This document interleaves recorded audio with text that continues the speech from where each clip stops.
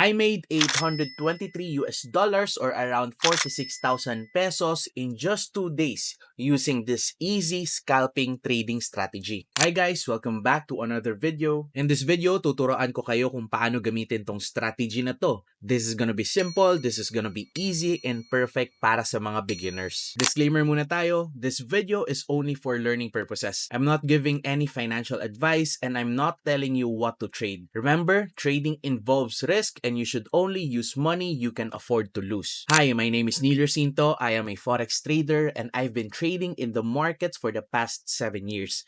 And ang dami ko ng strategy na nasubukan and this strategy made me a lot of money. And gusto kong i-share sa inyo in 3 simple steps. So step 1 is to go to TradingView, open XAU USD or gold, and the 1-hour time frame. If you are using MetaTrader, search nyo lang yung indicator na zigzag. If you're using what I'm using, which is TradingView, punta kayo dito sa indicator and search for zigzag. After you see the zigzag, double-click nyo lang and change this setting. Make sure yung deviation is 0.5 and yung depth niya, it's 12. Now, you can see here sa chart, there's a lot of swing highs and swing lows. Step 2 is to plot your recent swing highs and swing lows as your support and resistance. So, yan yung gagawin natin ngayon. Here's our line, here's our line, here's our line. Here's our line here, line here, line here, line here, line here. Now, tanggalin natin yung zigzag natin na indicator para malinis yung ating chart. As you can see here, hindi ito yung ating final support and resistance lines.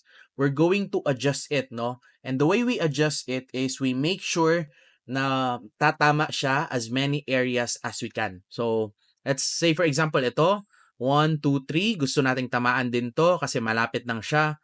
So, we hit that here, around this area. Dito naman, 1, 2, 3, 4. That's okay. Adjust natin konti dito. Dito sa baba. Adjust natin konti dito para tumama siya. And so, 1, 2, and 3. Dito rin sa baba. 1, 2, 3. This is perfect. Dito sa baba. Adjust natin 1 and 2. And that's it. Meron na tayong support and resistance lines. Step 3 is simple. You either buy at support or you sell at resistance. This strategy is scalping, so quick in and out tayo sa market.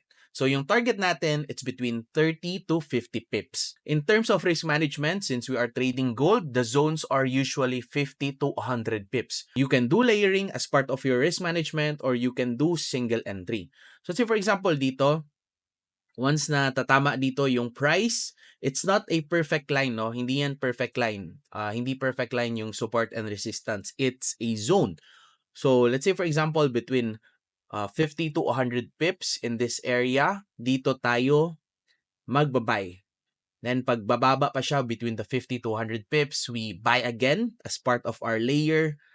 And then usually, kaya yung strategy na to mataas yung win rate niya because every time na tatama sa area of value or sa support and resistance na zone, may quick movements yung gold, no? Or may volume. Now, we buy here in this zone, exit tayo 30 to 50 pips. Now, where do we set our stop loss?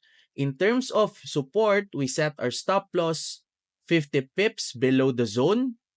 Kung nag-sell tayo dito sa resistance, yung stop loss natin is 50 pips above the zone.